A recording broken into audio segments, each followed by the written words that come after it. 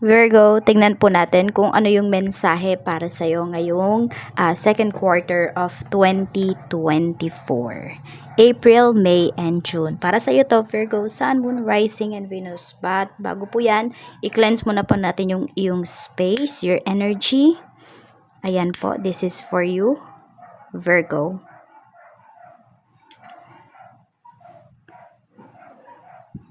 This is for you, Virgo. Blessings, stability ngayong buwan na ito, mga buwan na ito, April, May, and June para sa'yo. So tignan na po natin kung ano ba yung mensahe para sa'yo.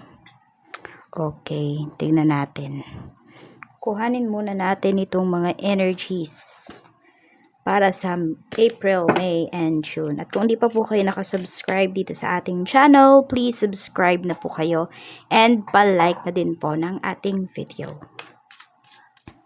Sa mga nais naman po mag-avail ng ating private readings ng ating Evil Eye Amulet, makikita nyo po yung link ng ating Facebook page at yung ating email nandiyan sa description box. Tignan natin, okay? April, May, and June. Okay. So, parang may cycle dito. Some of you, hindi nyo pa talaga natututunan yung inyong life lessons. So, still, need nyo pa rin intindihin yung inyong sarili, unawaan yung sarili ninyo. Kailangan nyo pang kilalanin yung inyong sarili, more on. Okay, so unahin muna natin kung ano itong disagreements na ito ngayong April energy. Okay, April, tignan natin kung satisfied ka ba sa ganap sa mga buhay mo, Virgo. Hindi ko alam kung may involved na Leo sa inyo. Si Leo kasi yung energy or yung zodiac sign na napipick up ko dito. Tignan po natin, okay, satisfied ka ba sa ganap sa mga life mo? We have 10 of Wands, medyo may stress talaga, may nagpapabigat ng energy mo dito.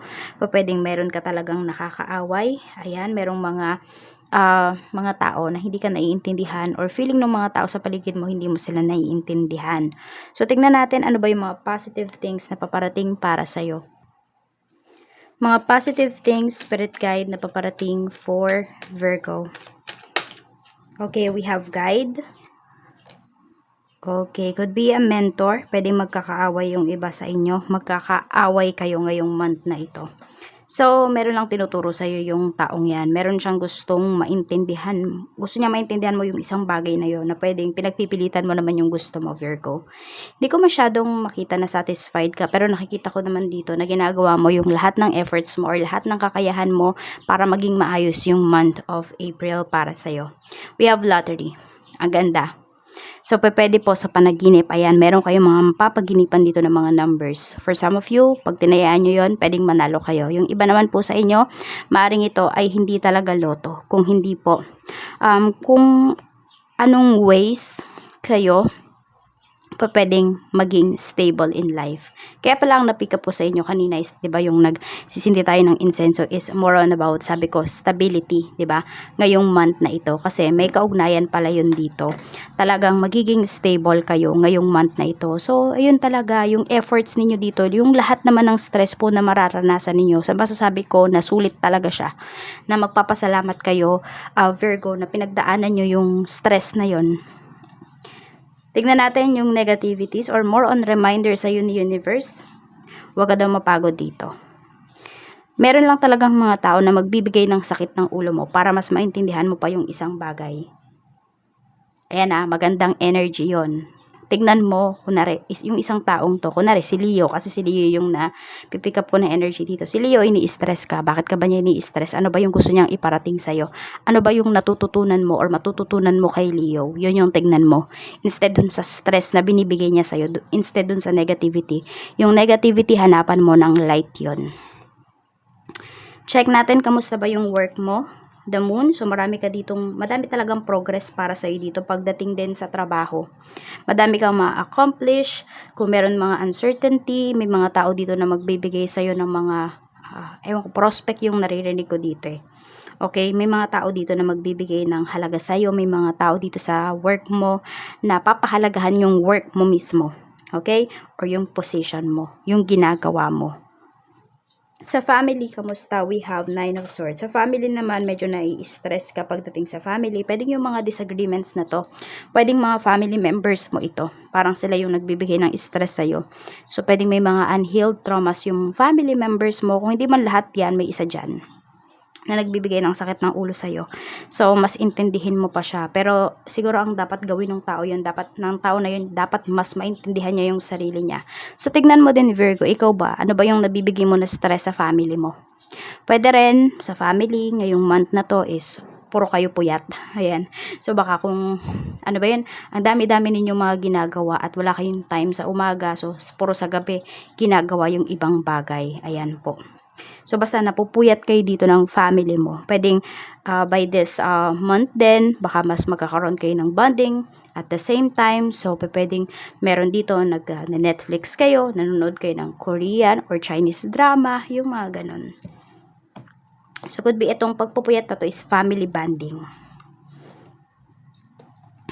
Sa friends naman po, we have 7 of Pentacles. So, ayan. Pagdating naman sa mga friends mo, kita mo na talaga sa kanila kung sino yung totoo mong mga kaibigan. Ayan po. Sino talaga sa kanila yung maaasahan mo. So, meron man ditong mga, sabihin natin, mga lows ng buhay mo, nandyan pa rin yung taong yan. Could be 7 sila, up to 7 na friends mo. Okay, 1, 2, 3, 4, 5, 6, and 7. 7 na kaibigan mo, totoo sa'yo. Pagdating naman po sa iyong love life, so ayan, pwedeng may ma-engage dito. So yung iba sa inyo, parang nanalo na rin kayo talaga sa loto. Pwede rin po na may ma-receive kayo na gifts or kayo yung mahilig talagang magbigay ng gifts. Pagdating sa inyong person, ayan po. So, maraming mga good things na paparating dito sa inyo ng person mo. Hindi lang talaga sa'yo, hindi lang sa relationship ninyo, sa other aspect ng life ninyo. And nakikita ko magse-celebrate kayo dito. Basta, Virgo, ngayong, ngayong April na to, may stability talaga na paparating para sa'yo. Claim mo yung positive energy na yan. Napakaganda. Basta maging hardworking ka lang daw. Walang imposible. Sa money mo naman, we have 3 of Swords. Ayan, medyo mag-ingat ka pagdating sa pera kasi, ayun, baka dito kayo mag-away kung sino man tong makakaalitan mo pagdating sa pera. More on, pwedeng about sa pera yan. Tingnan natin. Yung iba naman, kung meron kayong mga investments na gagawin dito, just make sure lang po na legit talaga yung kausap ninyo kasi pwedeng dito din yun pumasok dito sa money mo. Meron kasing loss na pinapakita dito. So, yon, kung meron naman dito, nagsusugal, so, tignan ninyo, kasi baka mamaya, di ba, puro panalo na kayo, tapos biglang tinodo nyo yung pera ninyo. Ayun, so, tignan nyo kung yan ba talaga yung magbibigay ng stability sa inyo, or panandali ang stability lang ba yan? Panandalian lang ba yung luwag? Tignan po ninyo, Virgo. Sa health mo naman, kamusta? Kamusta naman po ang health? We have the High Priestess. Okay. So, nakikita ko dito, matatag talaga yung isipan ninyo, Virgo. So, nandoon din na yung iba naman sa inyo, more on paa. Ayan. Sa paa, sa daliri. Baka alam mo yung makakanto lagi yung hinliliit ninyo. So, mag-ingat po kayo. Or magkakapaltos. Baka meron dito mga bibili ng mga bagong shoes. Basta more on sa paa yung nakikita ko. At yung iba nga po sa inyo, nagiging matalino talaga kayo. Ayan. Po, pwede po na meron din dito nagfa-fasting kayo. So, mas, di ba, depende yan. Kasi kung meron kayong may iba kayong other health, problems. So, tignan niyo kung okay ba yun sa inyo. Pero marami dito kung okay lang naman sa inyo na mag-fasting, walang ibang, walang ibang magiging epekto sa inyo yan. Kung hindi mas magiging, maging matalas pa yung isipan po ninyo, mas magiging kalmado kayo. Parang sabihin natin, positive, on a positive side talaga yung epekto sa'yo nung pag-fasting. So, ayan po, you can try naman. But, try nyo yan at your own risk. Sa business, we have 6 of Cups. Sa business naman, nakikita ko dito is, marami kayo dito mga memories. Okay? So, parang yun yung mga maaalala ninyo ngayong ano na to, ngayong month na ito, ngayong month of April. Tapos, sobrang sentimental ninyo. Baka meron kayo dyan sa trabaho, dyan sa business ninyo na, kunwari, yung place na yan, matagal na kayong umuupa. Pero kasi, pwede ngayon, gigibain na. Yung ganyan yung nakikita ko dito. O kaya naman, hindi na talaga matao dyan sa lugar na yan. Eh, parang, alam mo yun, iba na yung sentro, parang kunwari ganon. So, kailangan yun nang lumipat. Pero yung iba sa inyo, parang magstay pa rin kayo dyan. But it depends. Ayan, pag-usapan nyo po. O kung sino man tong kasosyo mo pagdating sa negosyo. Kasi yung karamihan talaga ng mga suki ninyo, nasanay na sila na dito sila. Alam nila yung place mo. Yan. Or pag sinabing yung business mo, yung name ng business mo, alam na nila kaagad kung saan pupuntahan. So, nakikita ko naman, maganda naman yung sales ninyo ngayong month na ito kung meron po kayong business. Meron lang talaga kayong mga big decision makings na kailangan gawin. At merong mga kailangang i-sacrifice. Okay, tingnan naman po natin by May. Tingnan natin. Okay. Spirit guide by May. So, we have understanding. So, di ba kanina may mga misunderstanding? Ay, tama ba? May mga, yes, may mga disagreements kanina. Ngayon naman, ito, mas naiintindihan nyo na. Kasi sabi ko nga, di ba, tingin kayo doon sa stress na binibigay sa'yo ng tao. At, ay, di ba, alamin mo yung stress na yon. Saan ba nanggagaling yung stress na yon? Ano ba yung tinuturo sa'yo ng stress na yon? Yun yung gawin po ninyo para ma-solve ninyo yung mga problems ninyo ngayong April. Tingnan naman natin ngayong May. Satisfied ka ba sa mga ganap sa life mo? Satisfied ka ba sa mga ganap sa buhay mo? We have Knight of Cups. Ayan po. Knight of Cups. Nakikita ko na yes. At mas ano ka dito mas receptive ka. Virgo. Parang mas malambing ka dito ngayong month na to. Dito kasi sa April, parang sobrang palaban mo. Ayan. Kasi madami ding mga challenges sa life mo. But ngayong May, medyo malambot ka dito. Tingnan natin ano yung mga positive things na pwedeng paparating para sa'yo. Blessings. We have food, eating. Ayan po. So, pwedeng may mga tao dito na pupunta lang sa bahay mo para mag-food trip. Meron din naman dito, yayayain kang mag-food trip. Ayan. Pwede rin kung meron kang manliligaw or may nanliligaw sa anak mo, puro pagkain yung daladala niya. Alam mo yun, parang meron dito mang i-spoiled sa pagkain. Ayan. So, watch out, 'di ba? Dun, 'di ba nung April, yung iba sa inyo fasting, ayan. Or yun yung tinatry ninyo. Baka naman dito matempt kayo ngayong month na ito. Tignan po natin. Ano pa, spirit guide? We have job. Okay. So, pwedeng yung iba sa inyo, sa food industry kayo magkakaroon ng trabaho. Virgo, ayan po. Tapos, yung iba naman po sa inyo, maaaring maiba yung schedule ng diet ninyo. So, meron dito, pwedeng magkatrabaho na kayo sa mga naghahanap po ng trabaho. Ayan po, positive yung May para sa inyo. Magandang balita po ito. Magandang opportunity ito para sa inyo para maghanap kayo ng trabaho. Okay, tingnan naman natin. Pagdating naman sa reminder sa'yo ni Universe Temperance, huwag ka daw mainip. Yun yung sinasabi sa'yo. Ayan, lahat ng bagay talaga may perfect timing. Lahat ng bagay sa buhay mo o lahat ng nangyayari sa'yo ay mayroon niyang kaakibat na reward. At syempre, paghihintay din, yun yung sinasabi sa'yo. So, reminder sa'yo ni Universe, habaan mo pa yung pasensya mo. Kamusta ang work? Death card. So, meron nga dito, bagong trabaho po ito. Ayan, pwedeng bago pa lang kayo dito or pwedeng hindi pa kayo nakaka 1 year. So, marami pa po kayong pagdaraanan, marami pa kayong matututunan. Sa family naman, we have Page of Wands. Sa family naman, ayun, pwedeng family members mo yung mga magyayaya sa yung lumabas, kumain. So, baka maraming food park or mga bagong food park dyan sa lugar ninyo. So, pwedeng bibisitahin nyo yun ngayong month of May. Or pwedeng meron sa family members, mahilig mag-imbento ng pagkain. So, yun, baka hindi lang siya maging patok sa inyo kundi pati sa ibang tao. So, pwede na baka meron nga talaga dito ay magiging business owner. Check po natin. Pagdating naman sa friends, we have 8 of Cups. Okay. So, meron kang kaibigan dito. Parang, ano ba yan? Sobrang sentimental niya ngayong month na ito. Or yung kaibigan mo na to, meron kayong tampuhan. Tapos hanggang ngayon, parang hindi pa rin niya nakakalimutan yon. Parang, okay na kayo ha. Pero, every time na meron kayo ulit misunderstanding, binabalik niyo yun. So, iniintindi mo na lang kahit na natutoxican ka na dito sa kaibigan mo na to. Tapos, meron kang pang kaibigan, Virgo, na laging hingi ng advice sa'yo.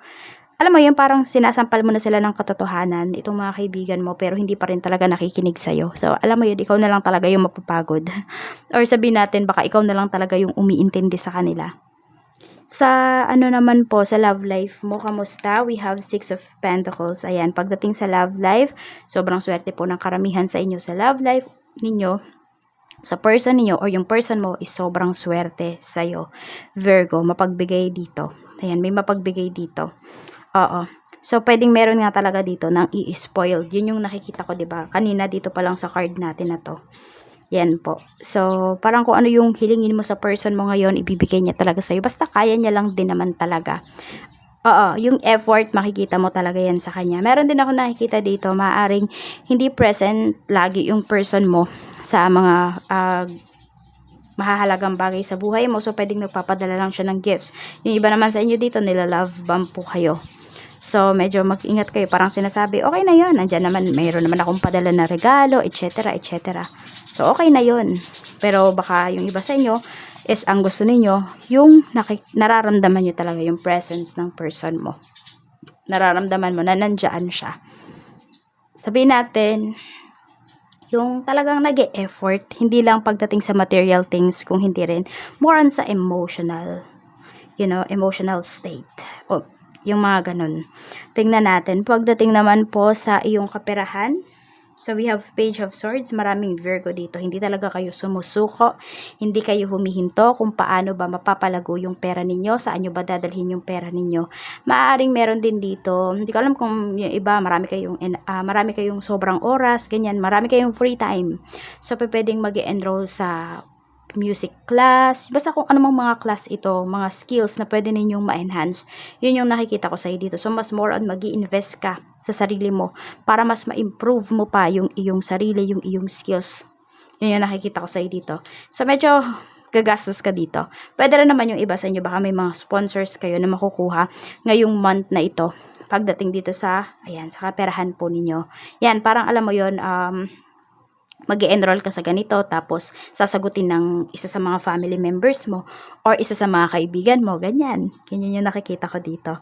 Check naman po natin pagdating sa health. We have 4 of Wands. Marami naman po sa inyo ngayong month na ito kasi nga dahil nagpa-fasting kayo, pwedeng ipagpapatuloy nyo to, pwede rin hindi, it depends. Pero pinapakita kasi dito, maganda po yung katayuan ninyo. Baka meron dito nagka-problem kayo regarding sa pagtayo, or regarding sa mobility. So, pwede ngayong month na ito, medyo magiging okay na kayo. Yes, sa mobility nga tama. Kasi, di ba yung na-pick up ko kanina is regarding sa paa po ninyo. So, ayun yung nakikita ko. More on, makakalakad na talaga kayo dito. Makakatayo na kayo. Kung meron ditong na-stroke, so, pwede po na yung yung therapy. Ayan. So, medyo makaka-recover po kayo. Tignan natin pagdating sa business. So, drink lots of water. Stay hydrated. I mean, not lots of water, but enough water. Diba? So, para hindi po kayo ma-dehydrate. So, we have the Hermit pagdating naman sa negosyo. So, yung iba sa inyo dito, parang hustler yung naano ko dito eh. Pioneer na kayo pagdating dyan sa negosyo po ninyo. Ayan, palakas pa ng palakas yung business mo dito. Napakaganda, Virgo. Kasi kikita ka pa talaga. Month by month, pwedeng mas tumataas yung sales mo. Basta hindi kayo masi-zero ngayong month na ito. So, tignan naman po natin by June. So, by June naman po tayo, kamusta? Pag may energy pa ako, gagawin ko na din yung kay Capricorn. Kasi tuwing may lang ako energy tsaka gumagawa para may sense ba yung mga sinasabi ko sa inyo, yung mga napipick up ko dito sa ating cards. We have mistakes. Sabi dito, I wish I could right my wrongs by June ito. So, may mga lessons kayo na natutunan, di ba? So, yun. Parang ayaw nyo nang i-repeat yung same mistakes na nagawa ninyo. Or could be yung mga ginawa ng ibang tao towards sa inyo. Hindi nyo na yun hahayaan na magawa pa ulit nila. Check natin kung satisfied ka ba sa mga ganap sa life mo ngayong June. Satisfied ka ba sa mga ganap sa life mo ngayong June? Satisfied ka ba? Yes, satisfied ka. Actually, marami kang, kung nung May, marami kang ginawa, mas marami ka pang gagawin ngayong June na ito. So, parang sobrang mga hectic yung schedule mo, Virgo. Kaya, yun, ayusin mo lang talaga. Tapos marami ding opportunities na darating sa'yo, para sa'yo, ngayong month na to. Positive things, we have bridge. Okay, may magkakaayos talaga dito. Airplane. Mukhang may pupuntahan kayo. Meron dito, pwedeng makikipag-reconcile. Ayan, merong magkakaayos. May magre-reconcile dito ngayong month. Could be sa parents mo man yan, sa karelasyon mo, sa kapatid mo, or sa mga kaibigan mo. May magkakaayos po dito. Kasi meron ding magiging mediator. Pwedeng kayo yung mediator. Pwedeng kayo naman yung walang mga kaaway. Walang katampuhan, Virgo. So, kayo po yung magiging daan or tulay para magkaayos yung isang pamilya, yung mga magkakaibigan, magkakapatid, ganyan. So, check naman natin yung reminder sa ni Universe. 9 of Wands. Okay. So, pag may mali daw talaga yung isang tao, wag nyo daw tinotolerate. Yun yung sinasabi sa ni Universe. Tapos, kung alam nyo naman daw na tama kayo, paglaban nyo daw yun. Tapos, sobrang sipag nyo talaga. Sabi ko nga, parang mas marami pa kayo ulit talagang gagawin this month. Sa work mo naman, ayan, sa work naman, wag kang oo daw ng oo dito. Yan yung magiging mistake mo pag sinabi mo na kaya mo lahat, na alam mo lahat, pag oo ka ng oo, kasi sa'yo na yan lahat iasa. So, protect your energy. Tapos, lagi akong may nakikita dito, parang kung may mga sarili kayong table pagdating dyan sa trabaho po ninyo, merong mga coworker mo na parang laging kung ano-ano yung dinadampot sa lamesa mo. Kaya wag ka na lang mag-iiwan ng mga valuable things. Sa naman, sa family, we have the devil. Ayan. Pero in reverse kasi siya. So, ayan, may recovery dito. So, parang meron talagang toxic na family.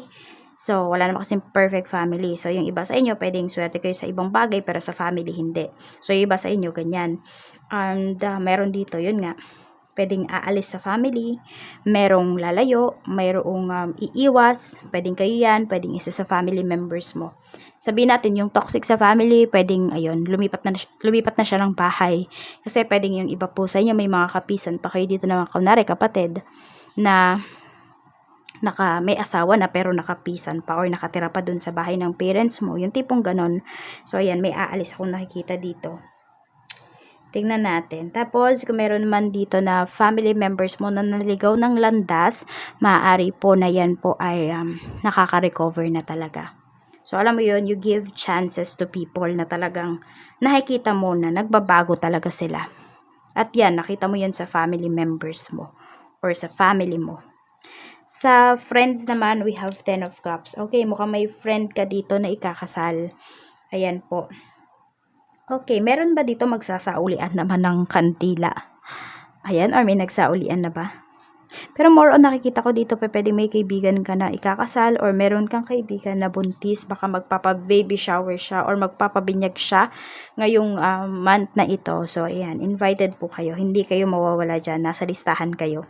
Sa love life mo naman, we have 10 of Swords. Okay, mag-ingat lang kasi, ayan, parang paulit-ulit lang talaga yung nangyayari sa relationship ng iba sa inyo. So, parang nasasawa na kayo. Hindi siguro sawa eh. More on pagod na kayo.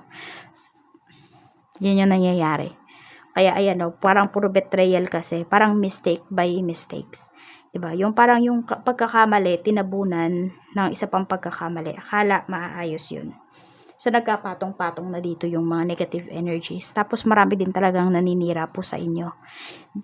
Pinapakita talaga dito na this is a painful ending. So it's up to you kung tatanggapin nyo ba, mag-move forward ba kayo, baka nga kaya merong ganito, baka meron pang magkakaayos dito. Sabi ko naman, 'di ba, pwedeng may magre-reconcile dito.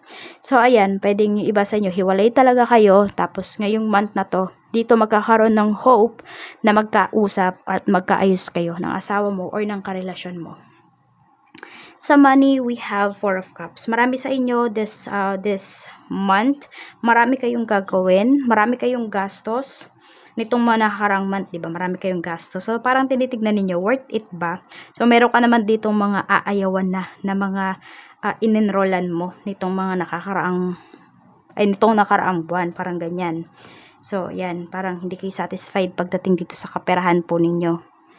Pero madaming opportunities. So, pwedeng may mga opportunities pero parang wala kayong kinikita. So, tignan nyo po yung pera po ninyo. Baka puro maging palabas kasi siya. So, ayan na, pag-isipan mo na by April kung yung mga i-enrollan mo ba na schools, na skills, mga ganyan, is okay ba talaga siya? Mapapakinabangan mo ba siya? Kasi baka yung iba sa inyo, you will feel stuck lang. Check po natin sa health naman. We have 3 of Wands. Ayan, pagdating sa health, may nilulook forward po talaga kayo dito. Maganda yung health ninyo. Unti-unti talaga nakaka-recover kayo dito. Meron na naman kayo ma-achieve na another milestone.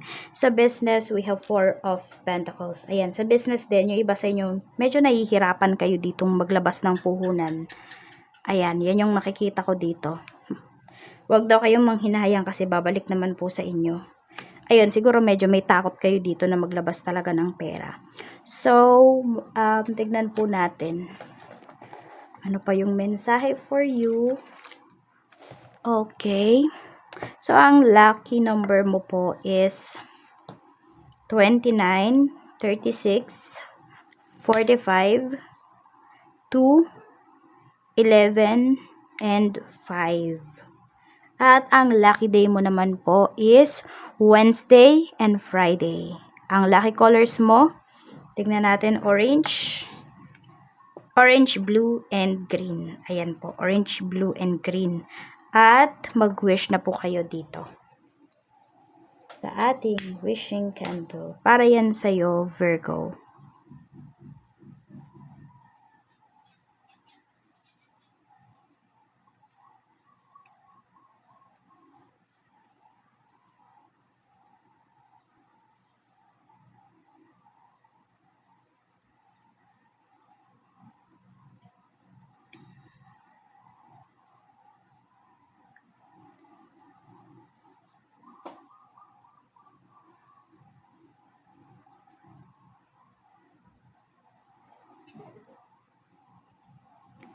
Maraming salamat po sa walang sawang pagsuporta ninyo dito sa aking channel.